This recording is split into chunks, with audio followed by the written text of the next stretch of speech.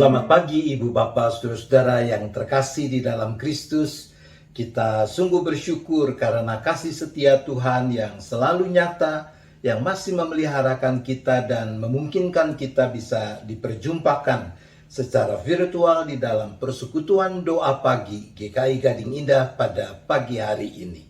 Mari kita mengawali dengan bersama-sama kita menyanyikan pujian dari NKB nomor 217. Semua yang tercipta. Kita menyanyikannya bersama dengan tim worship GKBI Kuala Lumpur. Vokal oleh Saudari Megia.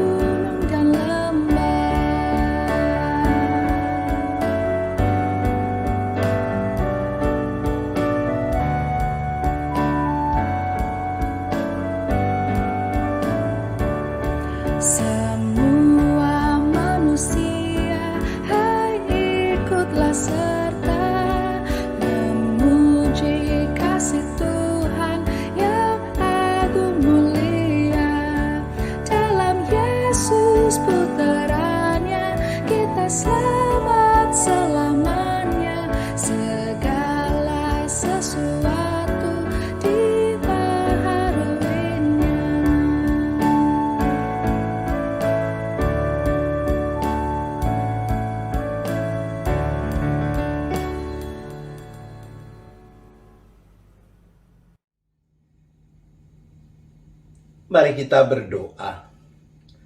Bapa di sorga, sungguh kami bersyukur karena kami boleh tetap merasakan kasih setia dan pemeliharaan Tuhan dalam hidup kami. Bukan berarti hari-hari yang telah kami lalui tidak kami jumpai persoalan atau masalah, tetapi bahwa pagi hari ini kami masih bisa dipersekutukan.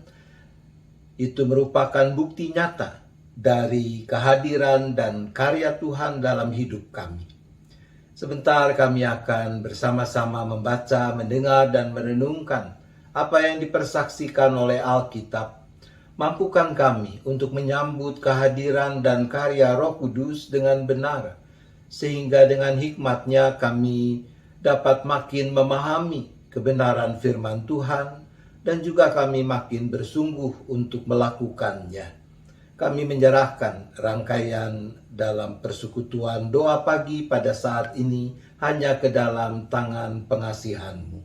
Di dalam nama Yesus kami berdoa. Amin. Bersama-sama kita akan membaca dari Injil Yohanes, Yohanes pasal 11 ayat 38 sampai dengan ayat 44. Yohanes pasal yang ke-11 ayat 38 sampai dengan ayat yang ke-44 mempersaksikan demikian. Maka masgulah pula hati Yesus, lalu ia pergi ke kubur itu. Kubur itu adalah sebuah gua yang ditutup dengan batu. Kata Yesus, angkat batu itu. Marta, saudara orang yang meninggal itu, berkata kepadanya, Tuhan, ia sudah berbau sebab sudah 4 hari ia mati. Jawab Yesus, bukankah sudah kukatakan kepadamu, jikalau engkau percaya, engkau akan melihat kemuliaan Allah. Maka mereka mengangkat batu itu. Lalu Yesus menengadah ke atas dan berkata, Bapa, aku mengucap syukur kepadamu karena engkau telah mendengarkan aku. Aku tahu bahwa engkau selalu mendengarkan aku, tetapi oleh karena orang banyak yang berdiri di sini mengelilingi aku mengatakannya supaya mereka percaya bahwa engkaulah yang telah mengutus aku. Dan sesudah berkata demikian, berserulah ia dengan suara keras, "Lazarus, marilah keluar." Orang yang telah mati itu datang keluar, kaki dan tangannya masih terikat dengan kain kapan dan mukanya tertutup dengan kain peluh. Kata Yesus kepada mereka, "Bukalah kain-kain itu dan biarkan ia pergi." Demikian Ibu Bapak Saudara, bagian dari Injil Yohanes yang telah kita baca dan kita dengarkan bersama ini. Maka berbahagialah setiap orang yang dengan kesungguhan mendengarkan firman Tuhan, memelihara dan melakukannya. Akankah tunas bersemi? Demikian tema perenungan kita dalam persekutuan doa pagi hari ini. Olaya Muyiwa Ben Ralph, seorang kontributor renungan harian di Upper Room yang diterjemahkan ke dalam bahasa Indonesia menjadi Saat Teduh, menceritakan pengalamannya begini. Bunga wijaya kusuma yang indah tumbuh di halaman kami. Keluargaku senang begadang dan menikmati aroma mewangi bunga-bunga itu. Namun, pada musim kemarau tahun lalu, kebakaran menghanguskan semua tanaman di sekitar rumah kami. Kami tidak berharap dapat menikmati bunga-bunga itu lagi. Tetapi, setelah hujan mulai turun tahun ini, ternyata tunas-tunas baru dari tanaman indah ini secara mengejutkan tumbuh lagi. Bagian tanaman yang dilalap api sudah mati, tapi akarnya tetap aman di dalam tanah sampai hujan membantu memberikan kehidupan baru. Ibu bapak saudara yang dikasihi Tuhan, bagian dari Injil Yohanes yang kita baca mengisahkan sebuah peristiwa yang sangat dramatis. Salah satu keluarga yang punya hubungan erat dengan Yesus adalah 3 orang bersaudara, Maria, Marta, dan Lazarus. Dalam Yohanes pasal 11 ayat 5 dicatat, Yesus memang mengasihi Marta dan kakaknya dan Lazarus. Suatu saat Lazarus jatuh sakit. Maria serta Marta mengabari hal itu kepada Yesus. Tentu harapan mereka bahwa Yesus segera datang dan menyembuhkan Lazarus. Ayat 6 mencatat hal yang menarik, bahwa setelah didengarnya Lazarus sakit, ia sengaja tinggal 2 hari lagi di tempat di mana ia berada. Hal itu sengaja dilakukan Yesus. Kenapa? Ayat 4 mengatakan, sebab oleh penyakit itu anak Allah akan dimuliakan. Maksudnya bahwa Yesus tahu kalau Lazarus akan mati. Dan itu justru dipakainya sebagai momentum untuk menyatakan tanda kehadiran kerajaan Allah sehingga nama Tuhan dipermuliakan.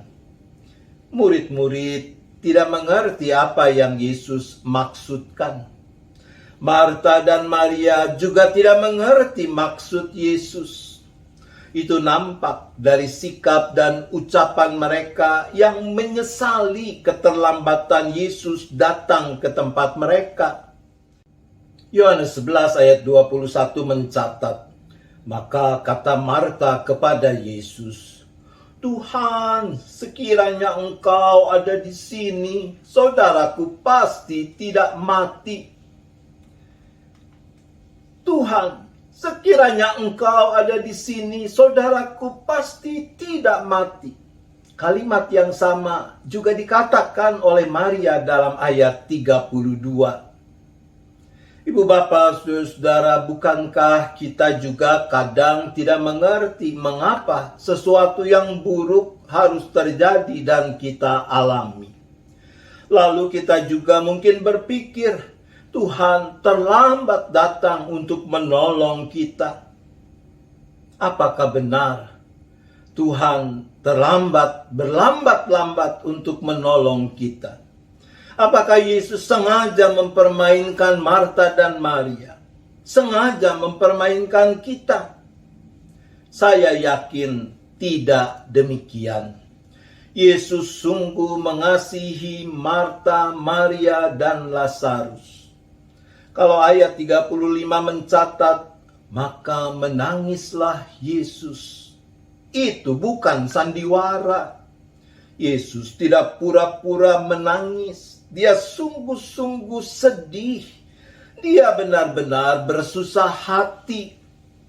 Yesus Tuhan kita sungguh-sungguh merasakan kesedihan kita, kekecewaan kita, dan Dia mau menanggungnya bersama kita. Ada hal kedua yang membuat Yesus masyghul, bersusah hati, bersedih, yaitu ketidakpercayaan sebagian orang bahwa Ia akan bertindak, memberikan kehidupan kepada Lazarus yang telah mati itu. Bahkan Marta yang sebelumnya sempat mengatakan bahwa ia percaya kalau Yesus adalah Mesias, anak Allah, Dia yang akan datang ke dalam dunia. Itu ada dalam ayat 27. Justru Marta meragukan apa yang akan Yesus perbuat. Ketika Yesus menyuruh orang mengangkat batu penutup kubur, ayat 39 mencatat, Marta, saudara orang yang meninggal itu berkata kepadanya, Tuhan, ia sudah berbau sebab sudah 4 hari ia mati. Ketika kita memperhitungkan segala sesuatu melulu hanya dengan kemampuan pikiran kita, maka banyak hal menjadi tidak mungkin, dan itu bisa membuat kita kehilangan pengharapan. Seperti Olaia yang sudah tidak berharap lagi bahwa tanaman bunga wijaya kusuma yang hangus terbakar itu bisa tumbuh lagi. Mari kita mengingat lagi bahwa iman mempunyai 2 sifat. Di satu sisi iman mestilah rasional, tapi di sisi yang lain iman juga bersifat suprarasional, melampaui akal namun bukan irasional. Dengan akal budi kita, tentulah sepatutnya kita selalu berupaya dengan sebaik-baiknya mencari jalan keluar, berupaya mengatasi setiap persoalan yang kita hadapi. Kita melakukan apa yang kita tahu bisa kita pertanggungjawabkan di hadapan Tuhan. Nah, di dalam iman yang melampaui akal itu, yang suprarasional itu, kita berserah penuh kepada Tuhan dan membiarkan Dia berkarya seturut kehendaknya dengan keyakinan bahwa Allah Bapa kita akan memberikan yang baik kepada mereka yang meminta kepadanya. Itulah kekuatan iman yang membuat kita di tengah segala pergumulan hidup ini bisa tetap sabar, menunggu tanpa kehilangan damai sejahtera. Kita selalu bisa punya harapan bahwa tunas akan bersemi jika kita tetap berakar di dalam Yesus Kristus, Tuhan kita. Tuhan menolong kita. Amin. Ibu bapak saudaraku, mari kita bersahati di dalam doa. Bapa di sorga, Engkau Allah yang maha hadir, maka kami percaya Engkau juga ada bersama dengan setiap kami dimanapun kami berada. Bersahati kami datang saat ini di dalam doa kami. Kami mohon pertolongan, kekuatan yang daripadamu untuk bisa tetap percaya, merawat iman yang benar itu, bahkan sekalipun kami belum melihat kehadiran Tuhan, belum merasakan karya Tuhan yang menolong kami, manakala kami menghadapi rupa-rupa persoalan di dalam kehidupan ini. Teguhkanlah ya Bapa pengharapan kami berdasarkan iman yang benar, bahwa Engkaulah Bapa yang rahmani, yang bekerja dalam segala sesuatu untuk akhirnya mendatangkan kebaikan bagi orang-orang yang mengasihimu. Sehingga dengan kesabaran dan pengharapan yang teguh itu, kami juga bisa melihat bagaimana tunas-tunas kehidupan bertumbuh. Bersahati ya Bapa, saat ini kami juga berdoa dan tetap berdoa bagi pergumulan umat manusia di seluruh dunia yang menghadapi tekanan pandemi yang masih melanda ini. Ketika muncul varian baru yang persebarannya begitu cepat dan telah membuat banyak orang terpapar, Tuhan mampukan bangsa-bangsa untuk mau bekerja sama, bergandeng tangan bahu-membahu untuk mengatasi pandemi yang melanda dunia ini. Yang punya kekuatan yang lebih, biarlah mau berbagi dengan bangsa-bangsa yang lebih lemah, dan seterusnya. Ya Bapa, secara khusus kami berdoa bagi bangsa dan negara di mana Tuhan hadirkan kami menjadi bagiannya, Republik Indonesia ini. Ya Bapa, selain masalah terkait dengan pandemi, maka juga ada masih banyak masalah lain yang harus dihadapi. Dan pemerintah bekerja keras untuk memimpin bangsa ini dalam menghadapi rupa-rupa persoalan, baik dalam kehidupan perekonomian, kehidupan sosial, kehidupan politik. Maka Tuhan, kiranya Engkau yang tetap memberikan hikmat sehingga pemerintah negeri ini, terutama Bapak Presiden, Bapak Wakil Presiden, serta kabinet, menteri-menteri dalam kabinet, boleh mendapat hikmat menetapkan kebijakan-kebijakan yang tepat dan bermanfaat untuk membangun kehidupan bersama sebagai satu kesatuan bangsa di tengah keragaman yang ada. Bapa, kami juga berdoa bagi gereja, termasuk GKI Gading Indah yang Tuhan hadirkan di tengah-tengah masyarakat, khususnya di bumi Nusantara ini, agar gerejamu tetap setia mengemban tugas panggilan yang Tuhan percayakan, ikut serta dalam melakukan misi Allah bagi dunia ini, khususnya bagi masyarakat dan bangsa di mana kami menjadi bagiannya. Biarlah terutama di tengah masa pandemi ini, gereja boleh dengan serius mengupayakan kehadiran tanda-tanda kerajaan Allah lewat kata, perbuatan, sehingga dunia bisa melihat dan mengalami kehadiran kasih Allah, kebenaran Allah, keadilan Allah melalui apa yang dikerjakan, apa yang menjadi karsa dan karya gereja-gerejamu ini.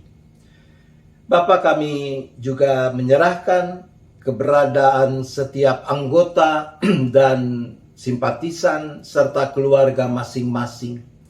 Khususnya ketika ada cukup banyak anggota dan simpatisan serta keluarga yang belakangan ini terpapar COVID. Tuhan kasihanilah mereka. Kiranya Tuhan Engkau yang berkenan menyempurnakan upaya pengobatan, upaya perawatan yang dilakukan. Semuanya Tuhan pakai menjadi sarana yang hidup yang baik untuk memulihkan kekuatan, kesehatan yang mereka perlukan. Tuhan juga yang boleh terus memakai saudara-saudara seiman, sesama anggota untuk mau turut menjadi uluran tangan kasih Tuhan lewat perhatian, lewat kepedulian, lewat kerelaan untuk berbagi dengan mereka yang memerlukan, terutama keluarga yang seluruh anggotanya terpapar COVID sehingga mengalami kesulitan untuk bisa mendapatkan apa yang mereka perlukan. Terima kasih ya Bapa, kami menyerahkan seluruh keberadaan kami hanya ke dalam tangan pengasihan-Mu. Di dalam nama Yesus kami berdoa. Amin. Mari Ibu Bapak Saudara kita menyanyikan lagu penutup Firman-Mu kupegang selalu. PKJ nomor 255. Kita nyanyikan bersama anak terkasih Neisa Akila dengan iringan Heidi Kabul.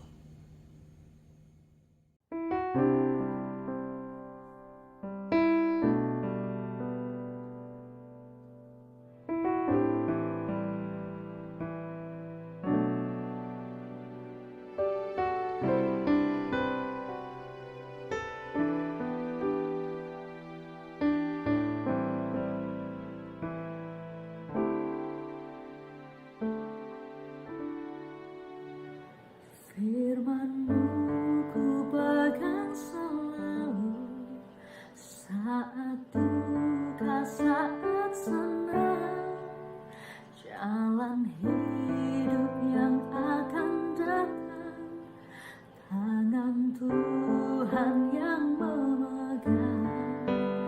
Pencobaan menghimpit aku dan menjadi keluhanku. Firman-Mu ku pegang selalu, sayap-Mu tempat berteduh. Firman-Mu Tuhan ku pegang selalu. Hilanglah keraguanku, bila hatiku rasa susah, padamu aku berserah. Firman-Mu ku pegang selalu, maka amanlah jiwaku.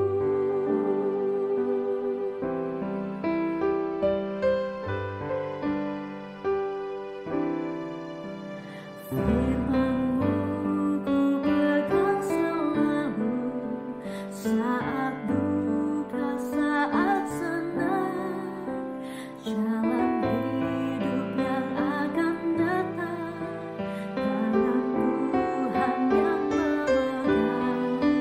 Pencobaan menghimpit aku dan menjadi keluhanku. Firman-Mu